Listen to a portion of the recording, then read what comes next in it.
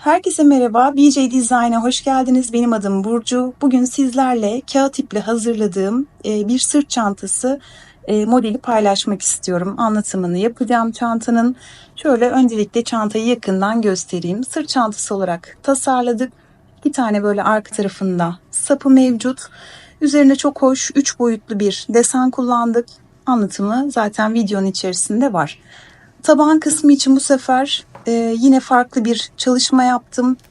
Her seferinde aynısını yapmak istemiyorum. Hem de sizin için örnek teşkil etsin diye böyle bir taban yaptım. Yuvarlak bir taban yapıp üzerine zincir işlemesi yaparak hem daha kalınlaştırmış olduk tabanı. Daha sağlam olmuş oldu. Hem de çok daha güzel görünüyor. Gördüğünüz gibi böyle helezon şeklinde çok hoş görünüyor. Ön tarafında böyle bir büzgü yaptık. Bunu bu sefer hazır bir parça olarak kullandım. Ama isterseniz bunu yapmak zor değil. Bir tane uzun parça yapıp şöyle bir aparatla da örüp birleştirebilirsiniz. Şöyle çekerek açıyorum içerisine. Derinliğini ve içerisini göstereyim. Oldukça geniş oldu. Böyle bir astar yaptık ve büzerek bu şekilde rahatlıkla sırtınızda kullanabileceğiniz bir çanta yaptık. Bütün aşamalarıyla, detaylarıyla videonun içerisinde anlatmaya çalıştım. Sorularınız olursa, farklı önerileriniz, yorumlarınız olursa lütfen videonun altına paylaşmayı unutmayın. Benim için çok kıymetli geri dönüşleriniz, geri bildirimleriniz. Ve abone olursanız kanalıma, takip ederseniz çok sevinirim diyorum ve isterseniz videonun yapımına geçelim. Kağıt ip kullanarak yapacağım. Fakat bu kağıt ip biraz kalın göründü gözüme. O nedenle 3,5 milimetre tığ kullanıyorum. Eğer kağıt ipiniz daha ince ise 3 milimetre ile de örebilirsiniz. Normalde ben 3 milimetre kullanıyorum kağıt iplerde. Bir sihirli halka ile başlayacağım. İpi katladım. İçerisine girip bir ilmek çekiyorum ve zincir. Sihirli halkanın içine tekrar girdim. İlmek aldım. Sık iğne. Tekrar giriyorum. Sık iğne. Toplam 8 tane sık iğne yapacağım sihirli halkanın içine. 4 5 6 7 8 8 tane yaptıktan sonra sihirli halkayı çekerek kapatıyorum. Spiral bir şekilde öreceğiz. Döne döne yapacağız. Bir de taban boyunca ilmeklerin sadece arka tarafını kullanacağım. 2 ilmek, yani ilmeğin üstünde biliyorsunuz böyle 2 tane kanat var. Sadece arka tarafı alıyorum. Bu ipi de üzerine koyup saklayarak devam edeceğim. Bu sırada her birine 2 tane yapıyorum. 1, aynı noktaya tekrar giriyorum. 2. Burası sıra başlangıcımız. Birincisi. Onu işaretliyorum.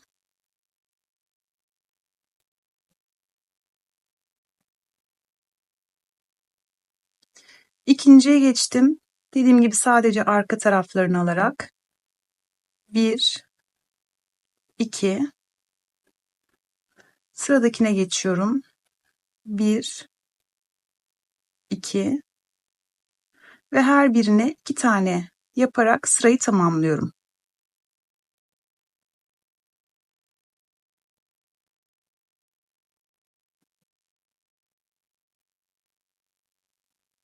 ...16 tane ilmeğimiz oldu. İşaretleyicinin olduğu yere geldiğimde çıkartıyorum. Bu sırada da bir tek bir çift, bir tek bir çift yapacağız. Bir tek yapıp işaretliyorum.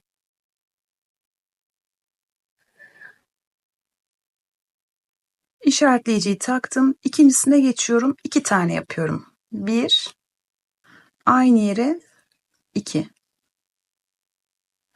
Bir sonrakine giriyorum. 1 tane. Sıradakine giriyorum. 1, 2 tane. 1, 2, 1, 2. Tekrar 1. Tekrar 2. Bu şekilde sırayı tamamlayacağım. Sırayı tamamladım. Her zaman tekle başlayıp çiftle bitiyor. Bilginiz olsun. İşaretleyiciyi çıkartıyorum. Bu sırada da 2 tek, yani tek tek çift, tek tek çift şeklinde yapacağız. 2 tek bir çift. Birincisine her zaman tek başlıyorum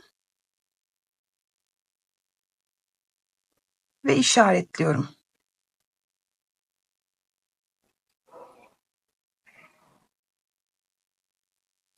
Tek. Üçüncüsü çift. Tek, tek, çift. Aynı şekilde sıra sonuna kadar gideceğim. 2 tane tek, bir tane çift.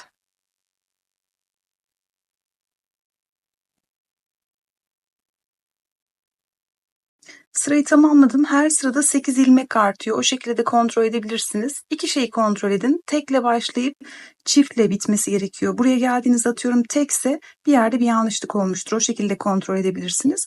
İkincisi de dediğim gibi her sırada 8 tane artıyor. 8, 16, 24, 32 bu şekilde gidecek. Ben tabanı bu sistemle büyüteceğim. Yani bir sonraki sırada 3 tek bir çift, bir sonraki sırada 4 tek bir çift, 5 tek bir çift, 6 tek bir çift şeklinde bir miktar büyüteceğim. En sonunda ne kadar yaptığımı söyleyeceğim.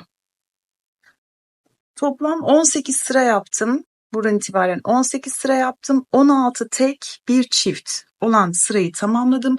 Şu anda yani 16 tek bir çift derseniz şu bir tanesinde 18 tane var. 18 çarpı 8 toplam 144 tane ilmek var. Burada ipi keseceğim.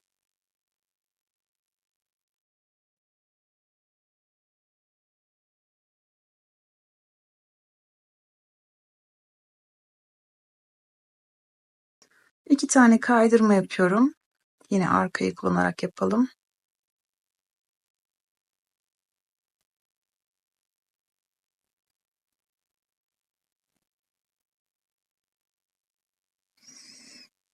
İki tane kaydırma yaptım. İpi çıkartıyorum.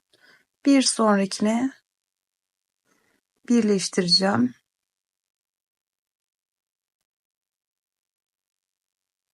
İpi çıkardım. En son geldiği noktaya, şuraya arka taraftan giriyorum.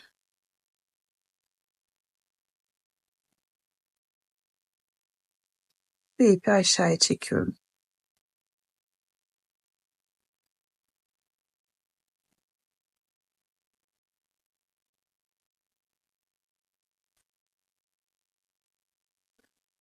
Şimdi üzerine tekrar bir sıra daha yaparak şunları düzelteceğiz. Bu köşeye olan kısımları düzelteceğiz. Ama ondan önce şuradan başlayarak zincir tekniği kullanacağım.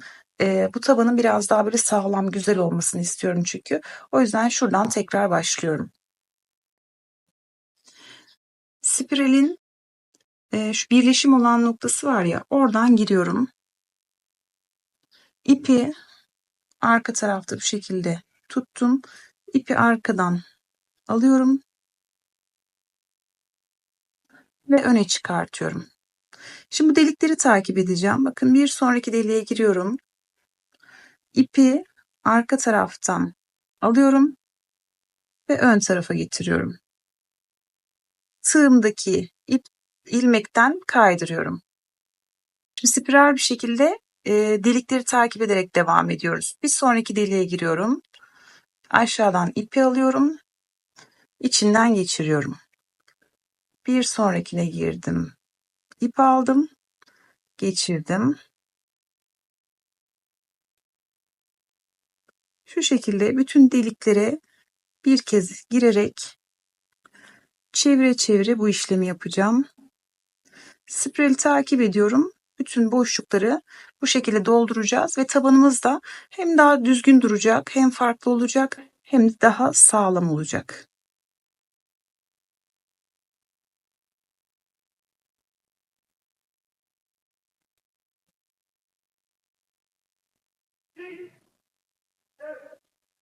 Şöyle göstereyim. Bu şekilde spiral bir şekilde bütün deliklere birer tane yaparak sırayı tamamlayacağım. 16 tek bir çift, yani 18 çarpı 8, 144 tane ilmeğimiz var. Örneği de altının üzerine kuracağım. Şu anda tam olduğu için herhangi bir sayı değiştirmiyorum. Ama sizin tabanınız farklıdır, ilmek sayınız farklıdır. Altının katı olacak şekilde lütfen ayarlayalım.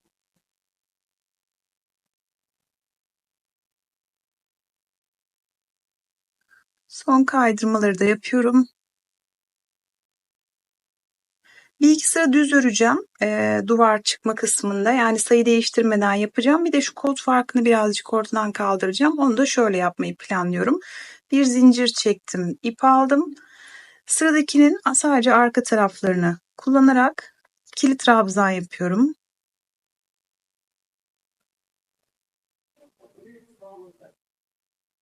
Sıradakine girdim, ikili trabzan. 2 tane de yarım trabzan yapalım sıradaki 2 tane ilmeğe.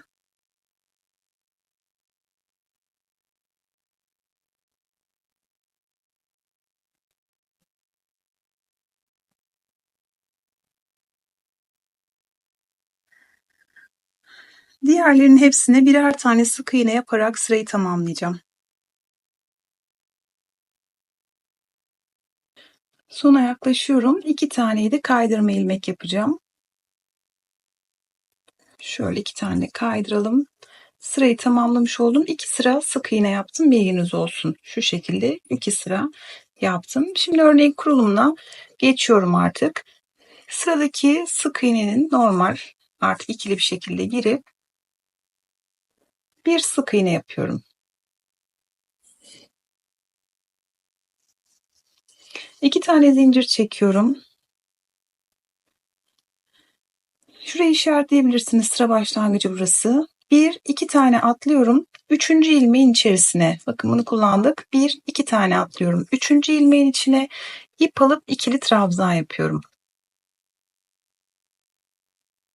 Şöyle 2 zincir, ip alıyorum. Aynı yere, aynı boşluğun içine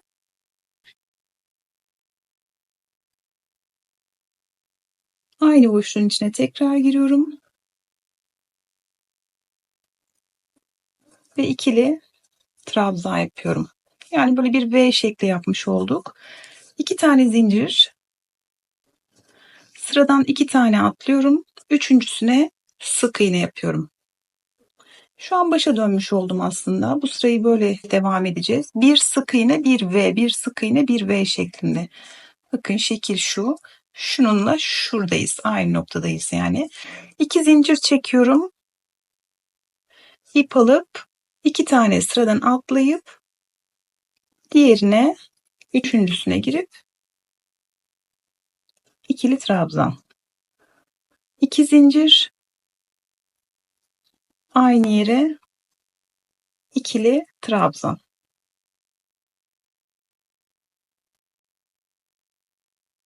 2 zincir, bir iki tane atlayıp üçüncüsüne sık iğneyle tutturuyorum ve bu şekilde devam edeceğim. 2 zincir, bir V, V'lerin arasında da 2 zincir var. Tekrar 2 zincir, bir sık iğne. Aralarda atladığımız yerlerde hep 2 tane sık iğne şeklinde. Sıra sonuna kadar böyle devam edeceğim.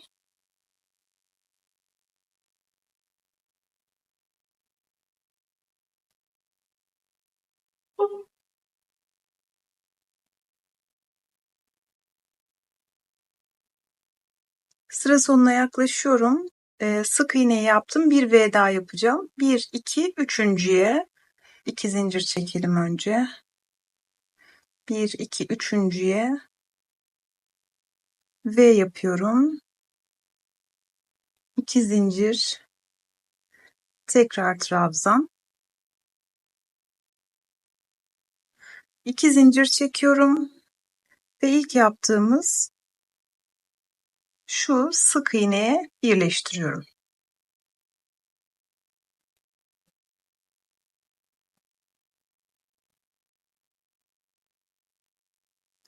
İlk sırayı bitirmiş olduk. Burası bir hazırlık sırasıydı. Öyle düşünebiliriz. Şimdi üzerine motifi kurmaya başlıyoruz. Öncelikle şunu söyleyeyim. Buradan başlarsak burada bir çizgi oluşacağı için şu trabzanın üzerine geleceğim. Yani buradan 2 tane kaydırma yapıyorum. Trabzanın üzerine geliyorum ve 3 tane zincir çekiyorum. 3 zincir çektim. İp aldım. Şu V'nin sağdaki tarafının sağından girip solundan çıkıyorum. İp alıyorum. Aynı yerden tekrar geçtim.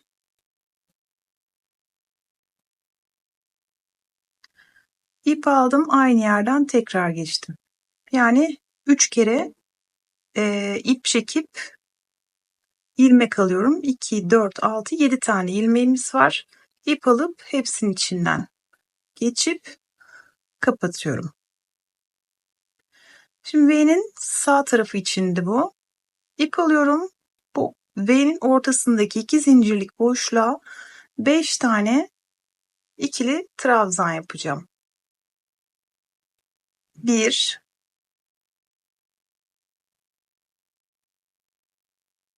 2,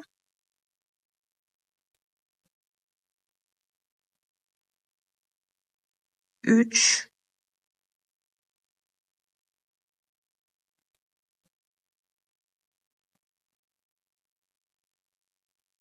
4,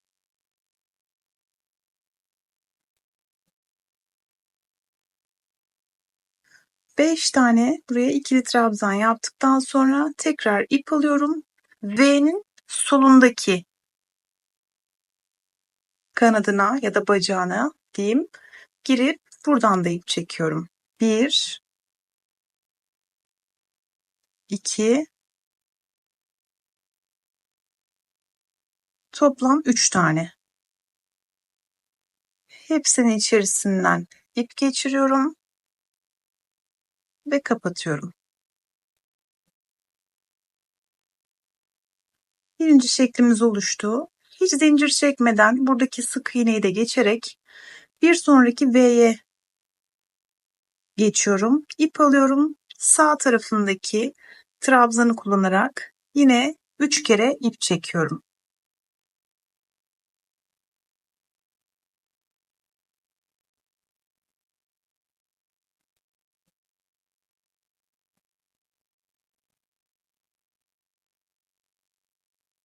Ve hepsinin içinden ip geçiriyorum. Topladım. İp alıyorum. V'nin ortasındaki boşluğa giriyorum. 5 tane ikili trabzan yapıyorum. 1,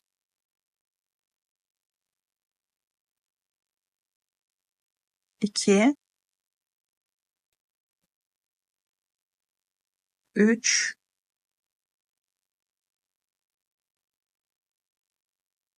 4, 5.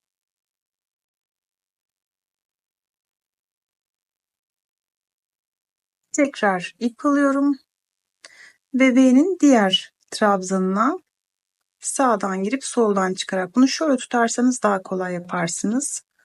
1, 2, 3 kere ip çekiyorum ve hepsini birden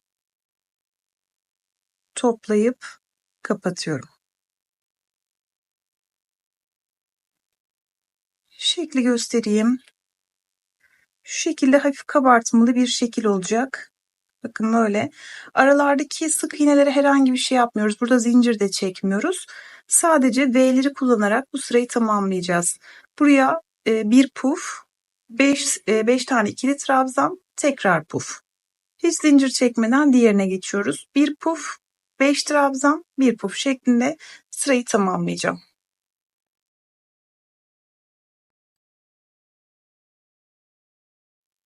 Sıra sonuna yaklaşıyorum. Son pufumu yapıyorum şu anda.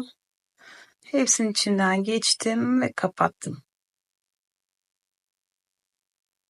Şimdi 2 tane motifi birbirine birleştireceğim. Şu 2 motifi birbirine birleştireceğim. Yalnız bu orta noktada kalmak istiyorum. Yani kaydırma yapıp çirkin bir görüntü olmasın diye bu orta noktada kalacağım. O nedenle sadece bir kere ip alıyorum. Şimdi 3 tane şurada zincirimiz vardı. Bunu hiç görmeyin. Bu arkada yukarıya çıkmak için kullandık bunu sadece. Onu hiç görmeyin. Üzerine hemen puf yaptık bakın. Pufu da kapatırken kullandığımız bir ilmek var. Hemen üstünde. Oraya giriyorum. İlmek alıyorum. 3 ilmeğim var. Yarım trabzan yapıyorum. Böylece ortada kalmış oldum. Şimdi 3 zincirle yukarıya çıkıyorum. Bu bir trabzan. 2 tane şöyle düşünün. Yarısı orta noktası için trabzan, 2 zincir, ip alıyorum. Aynı yere tekrar trabzan yapıyorum. Yani 5 zincir artı bir trabzan gibi düşünün ama bunun 3 tanesi trabzan için, 2 tanesi de aradaki boşluk için yaptığımız. 2 tane zincir.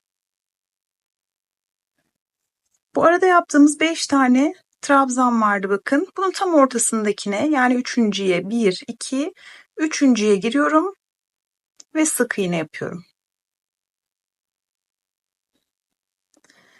Yani ilk sırada yaptığımız bu V sık iğne işlemini tekrar edeceğiz. Yerlerimizde şöyle 2 motifin ortasına V yapıyoruz. 5 trabzanın tam orta noktasına sık iğne yapıyoruz. 2 zincir çekiyorum. İp alıyorum. Bakın 2 motifin tam ortasındaki boşluğa, zincirin içine girmiyorum zaten.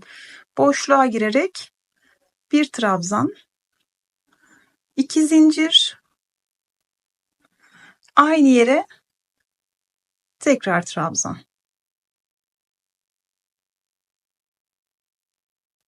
Şöyle çevirip tekrar göstereceğim. Beyazın üzerinde. 2 zincir çekiyorum. Buradaki 5 tane trabzanın tam orta noktasına 1, 2, üçüncüye giriyorum ve sık iğne ile bağlıyorum. 2 zincir, 2 motifin ortasındaki boşluğa trabzan, 2 zincir ve tekrar trabzan, yani bir V yapıyorum. Şöyle göstereyim tekrar. V'ler motiflerin ortasındaki boşluğa, sık iğneler 5 trabzanın tam ortasına, yani üçüncüye olacak şekilde sırayı tamamlayacağım. Sıra sonuna geldim. Burada 5 zincir bir trabzanla başlamıştık hatırlarsanız. 2 tanesini arada bırakarak, şöyle göstereyim. 2 tanesini arada bırakarak bu 3. zincire bağlayacağız. Burada tekrar tabii 2 tane zincir çekeceğim. 3. zincire giriyorum. Kaydırma yapıyorum. İlk sırada yaptığım gibi yine 3 tane zincirle yukarıya çıkacağım ama bu arkada kalacak. Bu hiçbir zaman kullanılmayacak. Aynı şurada bakın, şurada arkada kalmıştı. Aynı onun gibi olacak. Arkada kalacak bu. İp alıyorum ve tekrar puf yapmaya başlıyorum. 1 2 3 kere ip aldım. İçinden geçirdim. Benim bir tarafını yapmış oldum. Şimdi içerisine 5 tane trabzan yapıyorum.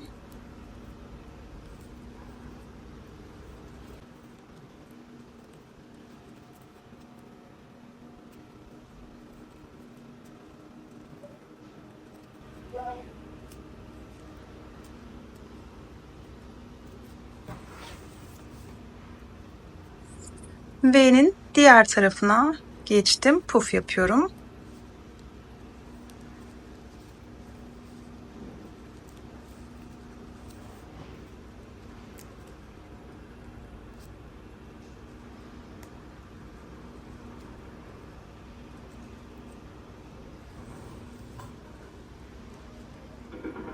Bakın gördüğünüz gibi 2 motifin tam ortasına bu sefer motifi koymuş olduk. Buradaki sık iğneyi yine atlıyorum. İp alıp diğer motife geçiyorum ve aynı şekilde puf 5 trabzan puf şeklinde devam ediyorum. Şimdi bundan sonraki kısım böyle gidiyor. Yani aslında V sık iğne sırasından sonra motifli sıra, tekrar üzerine V sık iğne sırası, üzerine motif şeklinde devam edeceğiz. Evet, ben duvarı tamamladım. Bu puflu olan sıralardan 11 sıra. Şöyle sayıyorum. 1, 2, 3, 4, 5, 6, 7, 8, 9, 10, 11 sıra. 11 sıra. Bir de şey vereyim. Yükseklik ölçü olarak vereyim.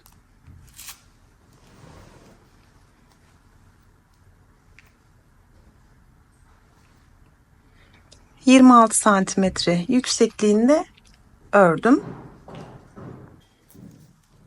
Son birleşimi yaptıktan sonra bu puflu olan sırayı tamamladıktan sonra birleştirdim. Bir zincir çekiyorum ve geriye doğru sık iğne yapacağız. Yine çantanın ağzının çok fazla dağılmaması için, esneme yapmaması için yapacağız. Geriye doğru ilmeğe batıp ip alıyorum ve ikisinin de içinden geçiyorum. Bir tane atlıyorum, sıradakine, ikinciye giriyorum. İp çekiyorum. 2 ilmeğin içinden ip geçiriyorum. Bir tane atladım. Diğerine sağa doğru gidiyorum gördüğünüz gibi. Ters sık iğne diyoruz buna. Bütün çantaların üst kısmına uyguladığım bir işlem bu. Bir tane atlayıp sık iğne yapıyorum. Bu şekilde bakın bu şekilde sırayı tamamlayacağım. Daha sonra da astar ve sap kısmına geçeceğim.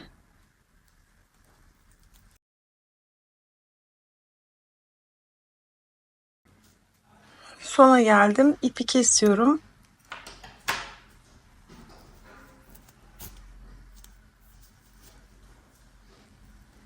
İçinden çıkartıp ilk girdiğim yerden içeriye doğru çekiyorum. Şöyle çevirelim, aynısı olsun.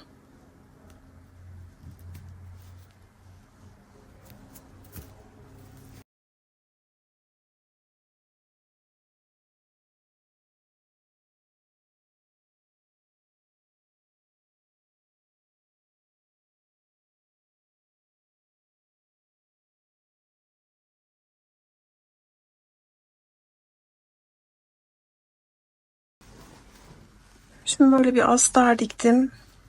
Bunu birleştireceğim. Yine iplikle normal dikeceğim.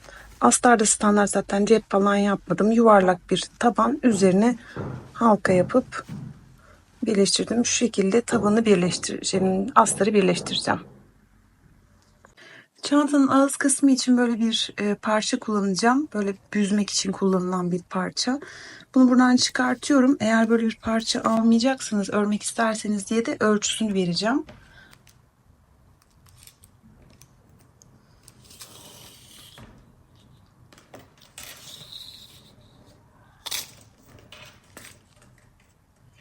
...81 santimetre uzunluğunda bir parça. Bunu daha önce ben farklı çantalarda gösterdim. Onun gibi böyle ince bir Angles kordon diye gösterdiğim bir sap var. Öyle de yapabilirsiniz, ince bir parça. Şu kısmını da dikdörtgen bir parça oluşturup ortasından dikebilirsiniz. Katlayıp dikebilirsiniz. Yani sonuç itibariyle 2 tane şöyle giriş olması gereken bir şey bu. Şimdi birleştirmesini nasıl yapacağım? Çantayı şöyle katlıyorum. Ama sayılı yapacağız zaten. Hani düzgün olan kısmı ön tarafta olsun diye. Şimdi şu nereden yapalım? Şu çiçeklerin orta noktasından giriyorum.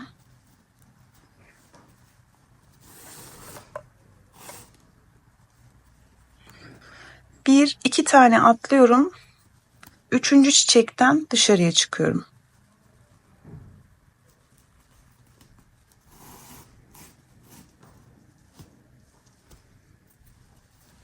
Şimdi çevirdim. Bir, iki tane çiçek atladım. Üçüncüden içeriye.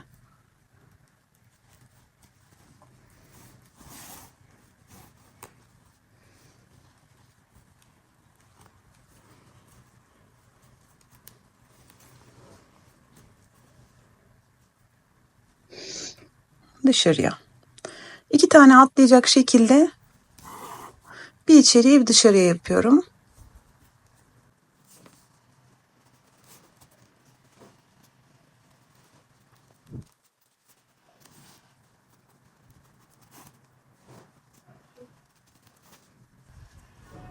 İki tane de arada kaldı zaten. Şöyle düzeltelim.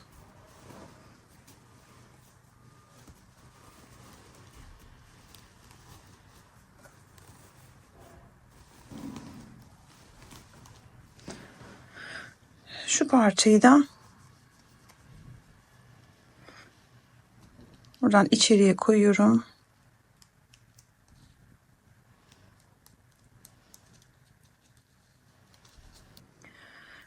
Sapları için biraz dikme payı bırakıp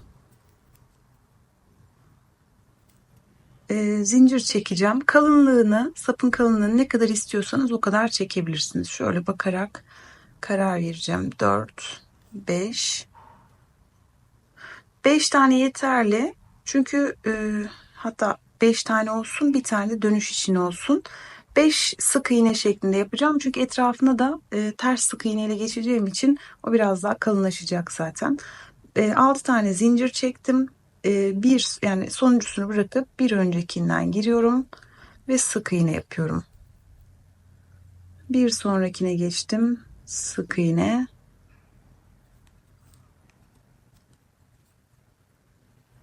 Hepsine birer tane sık iğne yapıp 5 tane elde ediyorum.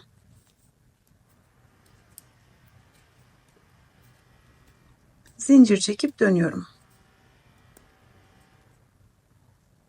Aynı yerden başlayarak sık iğne yapıyorum. Şimdi bundan uzun bir parça yapacağız. Sırt çantası yapıyorum. Dolayısıyla ölçüsünü yani aslında örüp üzerimde deneyerek ne kadar olduğunu ayarlamaya çalışacağım. Bundan 2 tane yapacağım. Ondan sonra size ölçülerini söyleyeceğim. Yani zincir çekip dönüyoruz ve sık iğne yapıyoruz. Başka hiçbir değişik bir şey yapmayacağım. Düz bir şekilde sık iğne ile uzun 2 tane parça yapalım. Şimdi parçayı 60 santimetre ördüm. Ondan sonra şöyle 2 tane şeyle işaretleyiciyle şöyle tutturuyorum. Arka taraftan bu şekilde ölçebilirsiniz. Benimki 60 santim ama bunu da sırtınıza takıyorsunuz. Yeterli olup olmadığını o şekilde bakabilirsiniz. Ben şu anda 60 santimetre ördüm. Bu şekilde bıraktım. Parçayı bitirdikten sonra etrafına ters sık iğne yapacağız. Geriye doğru sağdaki ilmeğe girip ip çekip sık iğne yapıyorum. Şu kısımda uç kısımlarında birer tane atlayarak yapacağım. Bir tane atlayıp bir sonrakine geçiyorum. Köşeye de bir tane yapıyorum.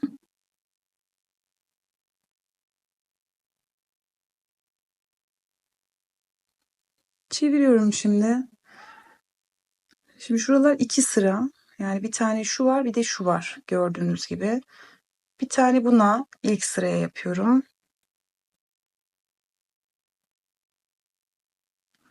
Bir tane boşluğa yapıyorum. Bir tane sıraya, bir tane boşluğa.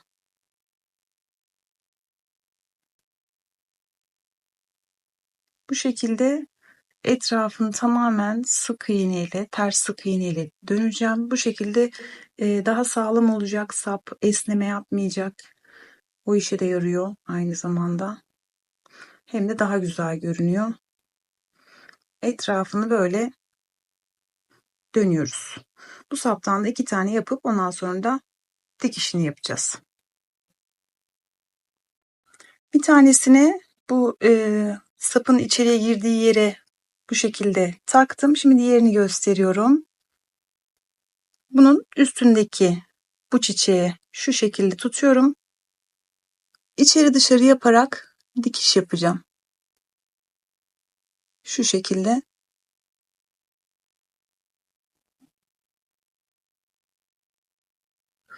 Sağlamlaştırana kadar ipiniz yetmezse lütfen ekleme yapın. Burası önemli çünkü daha sonradan kopma yaşanmaması için üzerinden 2-3 sefer mutlaka geçerek dikişini yapalım. Bu bittikten sonra da yine aynı şekilde alt kısmına düzeltip alt kısmını monte ediyorum. Şu şekilde burayı dikeceğim. Ve çantamız tamamlanmış olacak. Evet, çantanın bütün parçalarını tamamladık. Tabanı, büzmesi, sap kısımları çok sağlam ve güzel oldu. 3 boyutlu olduğu için biraz da böyle kalın oldu. Çok kullanışlı bir çanta olduğunu düşünüyorum. Umarım sizler de beğenmişsinizdir. Eğer beğendiyseniz lütfen beğen butonuna basmayı unutmayın. Yorum yazmayı lütfen ihmal etmeyin. Benim için çok önemli. Kendinize çok iyi bakın. Bir sonraki videoda görüşmek üzere. Hoşça kalın.